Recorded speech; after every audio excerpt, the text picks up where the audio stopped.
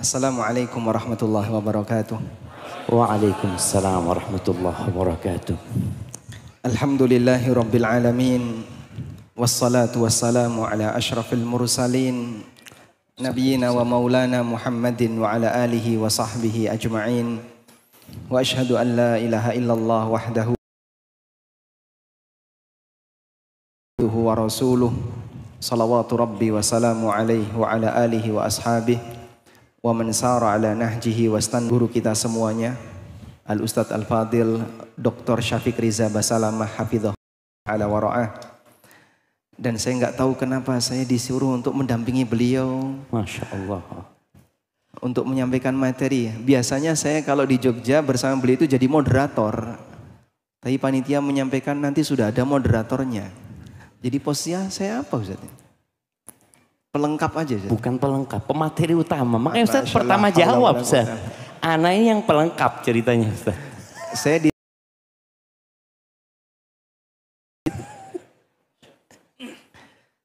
Taib, dan Masya Allah semangatnya teman-teman Bandung.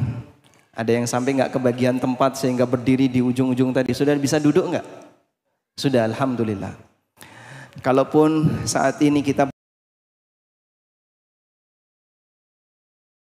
itulah salah satu makna fitnah secara bahasa.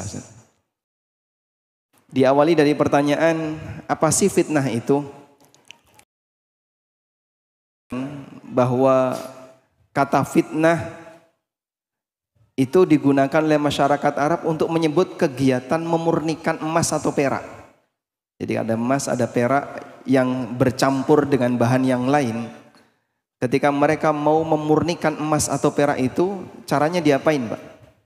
Dipanaskan, dibakar, sehingga nanti akan terpisah antara emas murni dengan campurannya, antara perak murni dengan campurannya. Kegiatan seperti itulah yang disebut dengan fitnah. Sehingga berdasarkan penggunaan istilah ini atau makna bahasa ini, maka kata fitnah dalam bahasa Arab tidak jauh dari makna ujian. Ketika seseorang itu mengalami ujian, maka nanti akan bisa diketahui siapa yang berhak untuk lulus dan siapa yang tidak berhak untuk lulus. Karena itu namanya fitnah memang tidak nyaman. Ketika orang mendapatkan fitnah, dia dalam kondisi tidak tenang, dia dalam kondisi, karena makna fitnah secara bahasa adalah ujian. Nah, di sini ada sedikit yang perlu diluruskan. Terkadang ada kata serapan dalam bahasa kita yang diambil dari bahasa Arab, tapi diposisikan pada makna yang kurang tepat. Salah satunya adalah kata fitnah. Dalam bahasa kita fitnah itu artinya apa jemaah? Tuduhan dusta. Kata fitnah itu diartikan sebagai tuduhan dusta. Sampai seringkali ada banyak penceramah yang menyampaikan dalam mimbar-mimbar, mereka menyatakan al-fitnatu asyaddu minal qatl. Fitnah itu lebih kejam dibandingkan pembunuhan. Terus dia artikan fitnah di sini adalah tuduhan dusta. Menuduh dusta orang lain, dosanya lebih gede dibandingkan membunuh orang lain. Nah, ini contoh kesalahan penggunaan makna. Karena fitnah dalam ayat ini maknanya bukan menuduh dusta. Memaknai fitnah dengan tuduhan dusta itu kan makna dalam bahasa Indonesia. Contoh yang lain. Kata nasihat. Dalam bahasa kita nasihat itu terlalu sempit maknanya. Dalam bahasa Indonesia kan kita memaknai nasihat itu dengan apa? Memberi wejangan, memberi pesan baik kepada orang lain. Padahal dalam bahasa Arab, asal dari kata nasihat itu muncul bukan sebatas memberikan nasihat dalam bentuk memberikan pesan yang baik atau memberikan saran kepada orang lain. Namun nasihat dimaknai oleh para ulama dengan iradatul khair lil ghair. Memberikan yang terbaik bagi orang lain. Makanya kalau kita membaca hadis Nabi SAW, ketika beliau ditanya tentang agama itu nasihat, lalu beliau ditanya, liman ya Rasulullah? Nasihat untuk siapa ya Rasulullah? Jawab Nabi apa? Lillahi wali rasulihi wali kitabihi wali a'immatil muslimina wa ammatihim. Nasihat untuk Allah, untuk Rasulnya, untuk kitabullah, untuk para pemimpin kaum muslimin, dan untuk masyarakat secara umum. Kalau kita definisikan nasihat sebagaimana makna dalam bahasa Indonesia, kita akan bingung mengartikan nasihat untuk Allah itu gimana bentuknya. Apa mungkin makhluk memberikan saran untuk Allah? Gak mungkin. Makhluk tidak bisa ngasih saran, tidak bisa ngasih masukan untuk Allah. Sehingga ketika dimaknai nasihat itu dalam bahasa kita, nanti jadinya rancu. Karena itu kita bawa makna nasihat ini berasal dari hadis Nabi SAW, maka pahamilah sesuai dengan makna syar'i atau makna dalam bahasa Arab. Apa itu? Menghendaki kebaikan bagi yang lain. Sehingga nasihat untuk Allah adalah semangat dari hamba untuk memberikan yang terbaik kepada Allah. Nasihat untuk Rasulullah SAW berarti semangat dari hamba untuk memberikan yang terbaik ketika dia menjadi umat Nabi SAW, dan demikian seterusnya. Nah, dari sinilah kalau kita menggunakan kata serapan dalam bahasa Arab, kemudian kita bawa ke dalam bahasa Indonesia, perlu diperhatikan konteksnya. Anda mau gunakan ini dalam percakapan sehari-hari, atau mau menggunakan ini dalam makna sesuai dengan makna bahasa Arab. Kalau dalam percakapan kita sehari-hari, bolehlah kata fitnah digunakan untuk menyebut kegiatan menuduh orang lain secara dusta. Kamu jangan memfitnah saya. Cuman mohon maaf, orang Sunda ngomong fitnah nggak bisa katanya. Afwan ya. Betul. Oh, fitnah itu ya. Misalnya ada orang menuduh kita dengan tuduhan dusta. Terus kita bilang, kamu jangan memfitnah saya. Kalimat ini salah atau betul? Betul. Sehingga kita menggunakan kata fitnah itu dalam apa? Dalam percakapan sehari-hari sesuai dengan makna bahasa kita. Tapi kalau kita mau menafsirkan ayat Al-Quran maupun hadis Nabi SAW yang menyebutkan tentang kata fitnah, jangan dibawa kepada makna bahasa Indonesia. Nanti jadinya rancu. Sebagai contoh misalnya Allah Subhanahu wa taala berfirman bahwa setiap harta yang dimiliki oleh manusia dan juga anak yang dimiliki oleh manusia bisa menjadi fitnah. Inna fi auladikum wa amwalikum fitnah. Sesungguhnya pada anak kalian dan harta kalian di situ ada fitnah. Pak Ustadz, anak saya tidak pernah menuduh saya itu. Harta jadi sumber tuduhan dusta, tuduhan apa Pak Ustadz? Itu kalau kita maknai fitnah dalam bahasa percakapan kita. Nah itu contoh kesalahan ketika membawa kata kepada makna yang berbeda karena dia tidak tahu konteks. Demikian pula misalnya firman Allah Subhanahu wa taala, "Wa nabluukum bisyarri wal khairi fitnah." Kami uji kalian dengan kebaikan dan keburukan dan dua-duanya merupakan fitnah. Nah itu kalau kemudian diartikan fitnah dalam bahasa kita akan jadi rancu. Maka pembahasan kita terkait kata fitnah di sini fitnah dalam bahasa Arab. Nah fitnah dalam bahasa Arab maknanya adalah ujian. Fitnah dalam bahasa Arab maknanya ujian. Kemudian kata fitnah dalam Al-Quran itu memiliki banyak sekali makna. Yang muaranya nanti kembali kepada kata ujian tadi. Kita sebutkan ya, saya boleh buka catatan Ustaz? Baik. Ada beberapa contoh kata fitnah dalam Al-Quran yang itu memiliki makna beragam. Yang pertama contohnya ada fitnah yang bermakna menghalangi orang untuk beribadah kepada Allah. Misalnya firman Allah Ta'ala di surat Al-Ma'idah ayat 49.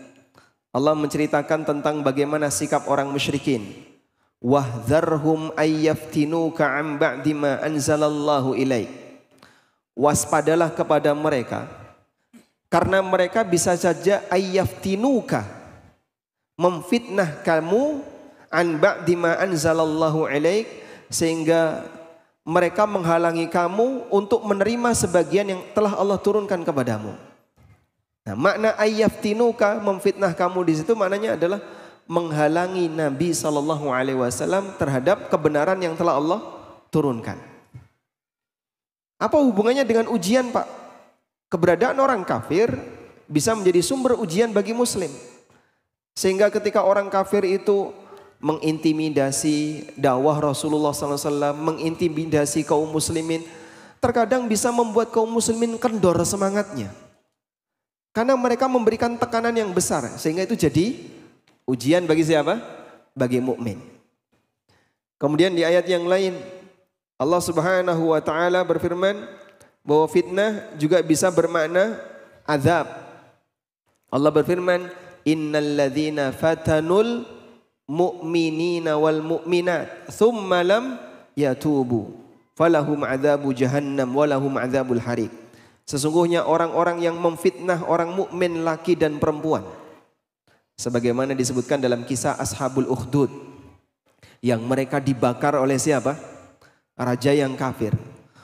Allah Subhanahu wa taala menyebut tindakan raja yang kafir yang membakar orang-orang mukmin ini dengan sebutan memfitnah. Loh, raja ini menuduh dusta apa? Bukan tuduhan dusta. Namun makna fitnah di sini artinya adalah memberikan azab, siksaan. Sehingga keberadaan siksaan itu bisa membuat sebagian orang jadi ketakutan. Kalau kamu bertahan dalam iman, nanti kau akan dibakar. Tapi kalau kau tinggalkan iman, kau selamat.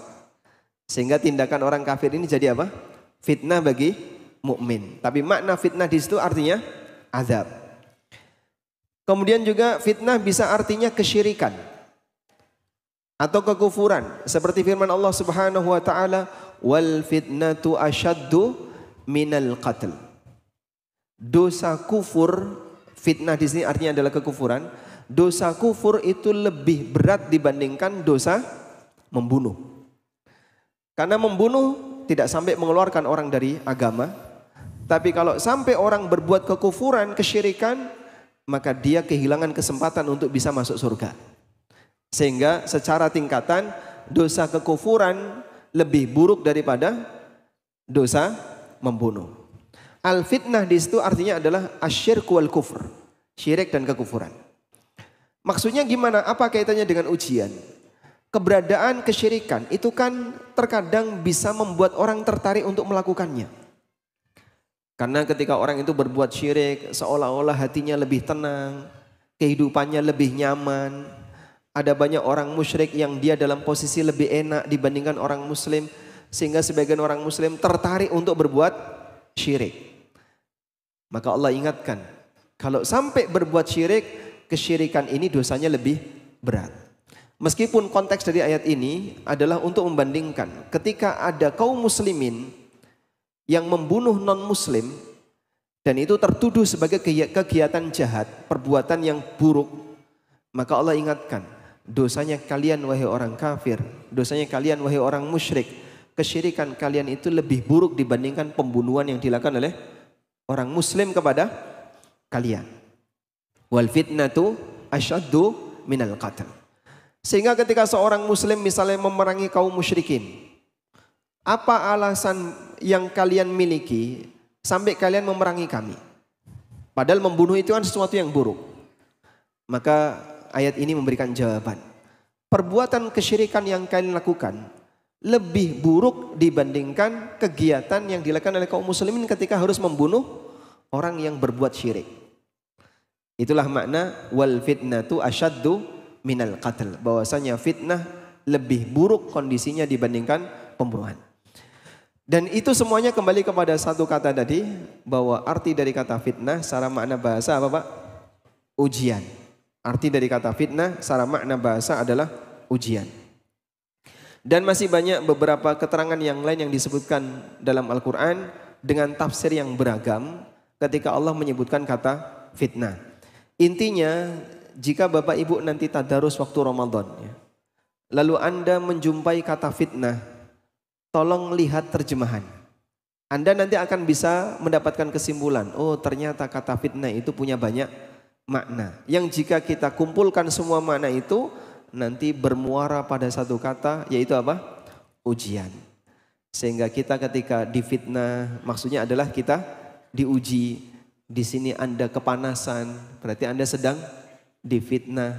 Termasuk ustadz juga keringetan, kepanasan itu sedang difitnah. Sampai kapan? Wallahu a'lam. Masya Allah.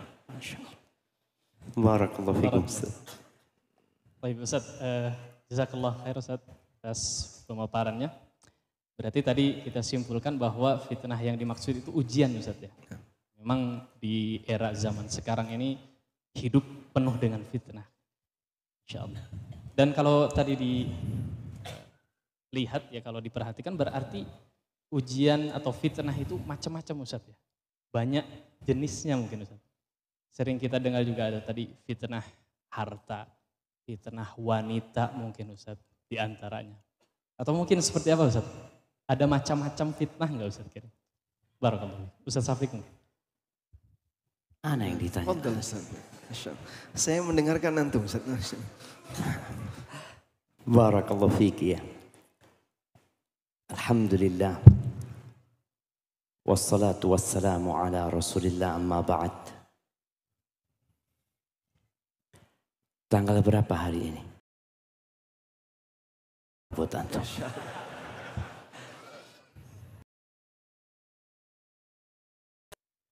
Kamis 16 Rajab. Betul jamaah? Bukan Jumat. Ini Jumat, sudah malam Jumat. Ngapa kasih hadiah dia? Masya Allah. Nah, kan ada hadiahnya. Ini dapat hadiah pun antum dapat fitnah sebenarnya. Baik, jamaah rahimakumullah. Kita udah dengar dari Ustadz Ami tadi penjelasan tentang makna fitnah secara bahasa, secara syariat. Yang itu jadi modal antum untuk menghadapi kehidupan ini. Tapi kalau bicara macam-macam fitnah, kita dianjurkan itu berlindung dari dua fitnah. Siapa yang? Nah, fadhal. Kasih mic-nya sama dia. Nah.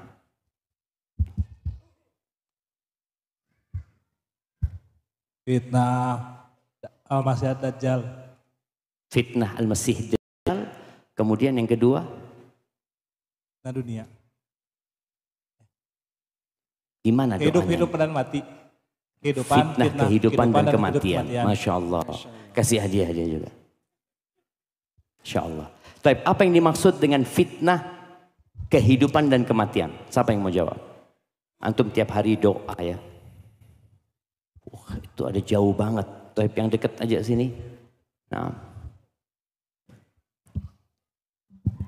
Menurut saya untuk fitnah kehidupan itu adalah fitnah yang terjadi di dunia. Untuk fitnah kematian itu adalah fitnah yang terjadi di alam kubur Ustaz.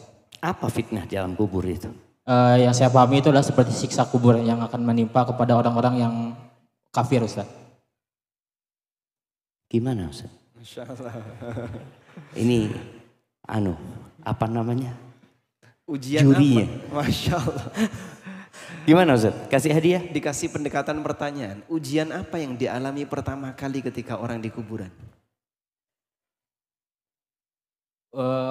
Ujian pertanyaan ketuhanan bukan? Yang mandrobuka itu. Ahsanta, Masya Allah. Itu fitnah. Nah, sahih. Kasih hadiah. Masih ada kan? Udah mau habis hadiahnya jamaah. Taiba. Itu tiap hari kita memiliki hubungan yang sangat erat sekali dengan kalimat fitnah. Allahumma inni a'udzubika min azabil qabr wa min azabi jahannam. Maka tadi kenapa Ustadz Ami tanya sama antum, apa ujian pertama? Karena dalam doa kita ada azab kubur. Yang menunjukkan azab kubur ini bukan fitnah kubur gitu. Berbeda dia. Allahumma inni a'udzubika min azabil qabr wa min azabi jahannam wa min fitnatil mahya wal mamat. Adapun enggak dalam kubur nanti setelah mati, ini menunjukkan ternyata hidup dan mati tetap akan ada fitnah. Enggak selesai cerita, udah mati selesai. Maka sebagian orang berpikir tatkala dia punya masalah dalam kehidupan ini, dia ingin bunuh diri. Artinya dia enggak lulus dalam ujian kehidupan.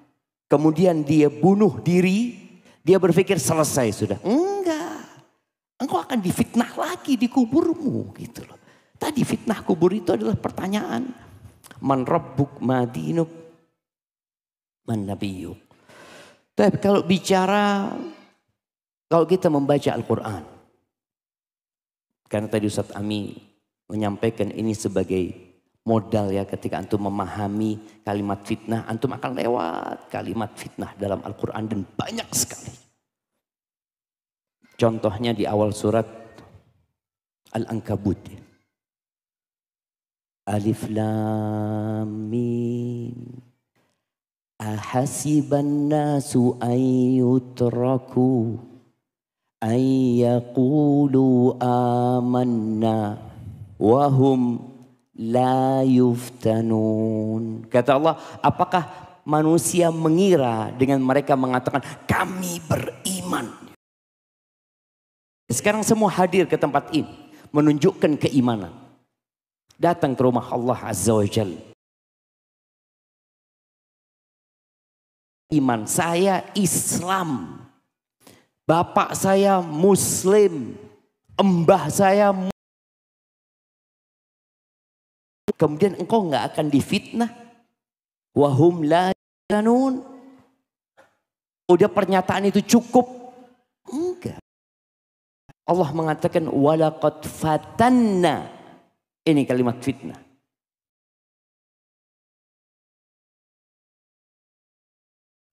Walaqad fatanna alladhina min qablihim fala ya'lamanna Allahu alladhina sadaqu wa la ya'lamanna al-kadhibin. Kalau kami telah memberikan fitnah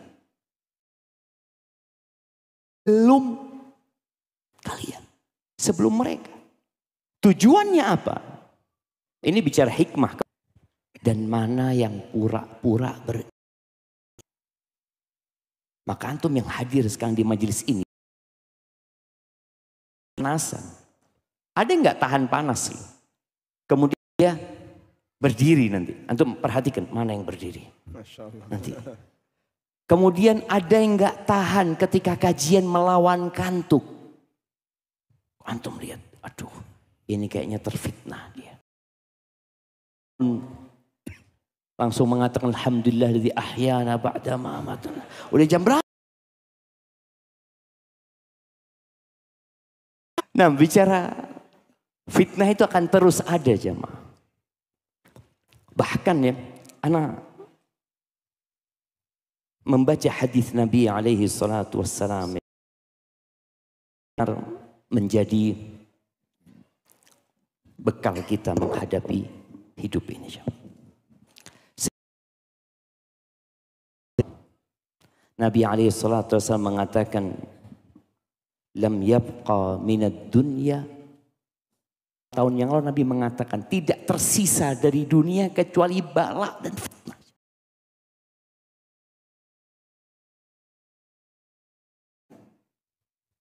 Makanya wa nabluukum bisyarri wal khairi fitnah. Dan kami memberikan bala kepada kalian, bentuknya itu kesenangan, kenyamanan, dan juga ketidaksenangan. Itu fitnah.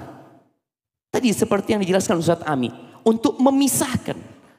Seperti orang yang beli emas ya. Kemudian ingin memisahkan antara emas dengan tembaga. Itu difitnah, dipakai.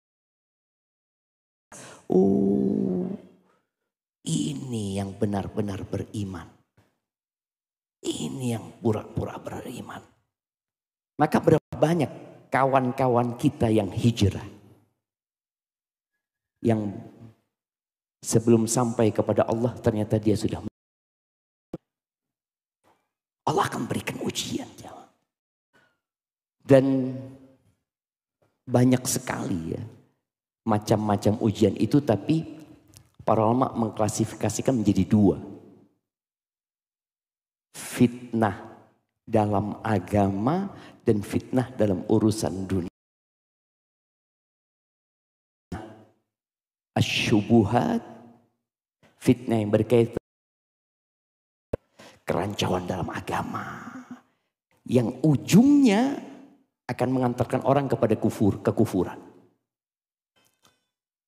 Kematian Nabi alaihi salatu wassalam. Antum bisa lihat ketika Rasulullah sallallahu alaihi wasallam meninggal dunia, ada sebagian orang yang awalnya muslim murtad. Keluar keluar dari Islam.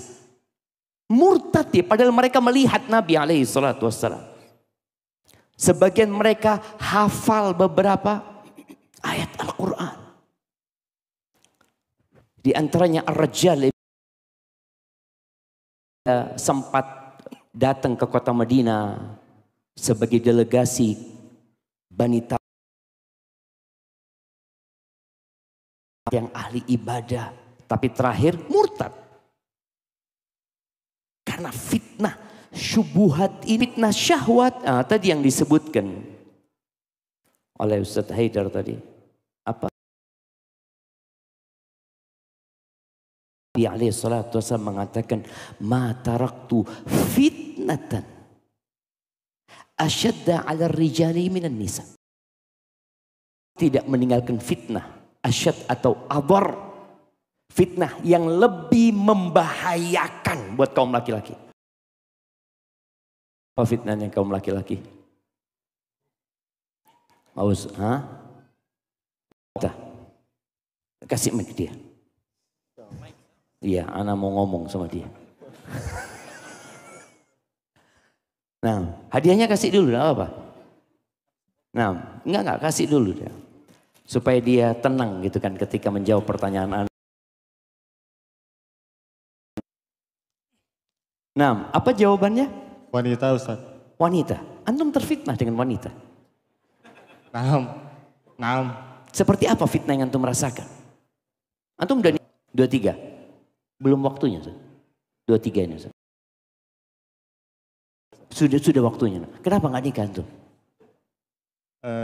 Belum ada izin dari Allah mungkin, Ustaz. Oh iya, ada izin.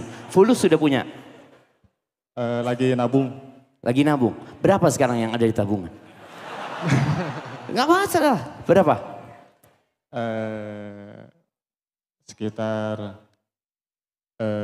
masih bingung sih, Ustaz. Enggak, soalnya ada yang mau dinikahin. Belum, Ustaz. Enggak, udah ada kan Ustaz Haidar? Udah ada di Ma'had. Ntar habis kajian antum jumpain beliau ya. Insya Allah, Ustaz. Insya Allah ya, barakallahu fikum. Nah, Barakallah, Ustaz. Waalaikumsalam. Tapi jemaah tuh fitnah wanita ini dahsyat sekali. Sampai ada, aku ini sudah berumur 80 tahun. Dan aku sudah gak bisa. Tidak ada yang aku khawatirkan lebih daripada fitnah wanita. Dan dia mengatakan, Allahu Akbar. Bahwasanya barangnya dia udah gak hidup. Tapi dia tetap takut dengan fitnah wanita. Sebagian kita, bukan sebagian kita melihat di Indonesia ini, wanita itu seakan-akan bukan lagi fitnah. Dikumpulkan sama kaum laki-laki dari sejak balik mereka sudah kumpul SMP, SMA, sampai kuliah, sampai di tempat kerja pun. Berkumpul jadi dengan menebar pesona mereka. Lalu mereka, oh nggak masalah Ustaz. Gimana dikatakan nggak masalah? Nabi alaihi salatu wasallam mengatakan, ma taraktu fitnatan adarra 'ala rijal minan nisa. Nggak ada fitnah yang lebih dahsyat buat kaum laki-laki daripada kaum wanita. Dan tidak ada alasan seorang berzina. Tidak ada. Allah sudah menyuruh menikah. Fankihu ma tabalakum minan nisa. Berapa jemaah? Mathna wa thulatha wa ruba. Wah, langsung semangat. Antum lihat. Yang ngantuk langsung. Wah ya Ustaz. Sahih Ustaz ini. Tapi ternyata fitnah umat Nabi Muhammad SAW itu apa? Harta. Nah, ini Ustaz Am yang seharusnya bahas itu. Kenapa banyak muamalat haram ini Ustaz? Gimana Ustaz? Urusannya ini Ustaz. Fitnah harta ini Ustaz. Salah satu di antara fitnah terbesar adalah harta. Itu fitnah untuk umat Muhammad sallallahu alaihi wasallam. Jadi semuanya terfitnah dengan harta ini Ustaz. Karena di sini nggak ada yang Bani Israel Ustaz. Nggak ada yang Bani Israel Ustaz ya. Umat Muhammad sallallahu alaihi wasallam. Allahu Akbar tuh. Kalau fitnahnya Bani Israel pertamanya urusan wanita. Ini setelah punya harta Ustaz, kira-kira kemana Ustaz? Coba tanya ke jamaah. Iya, Godaannya itu nanti ke wanita lagi. Subhanallah. Mungkin itu ya kalau bicara macam-macam fitnah itu. Subhanallah. Fitnah syubuhat yang sekarang sangat menakutkan sekali jemaah.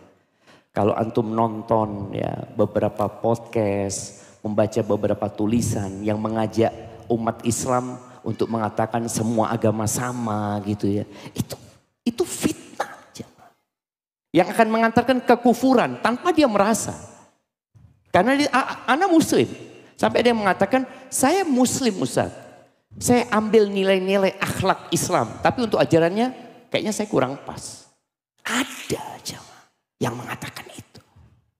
Usaha itu jangan ditanya. Beberapa anak-anak yang kuliah ya. Yang tidak belajar agama ya terfitnah. Sehingga dia muncul jadi orang liberal yang mengatakan nggak ada kebenaran absolut katanya. Semua kebenaran itu adalah nisbi. Relatif kata dia. Itu sampai kayak gitu. Mungkin itu Ustaz. Ada tambahan dari Ustaz. Oh anak moderator. Sampai lupa ada sama moderator Ustaz. Terlalu jauh antum sama mana itu masalahnya.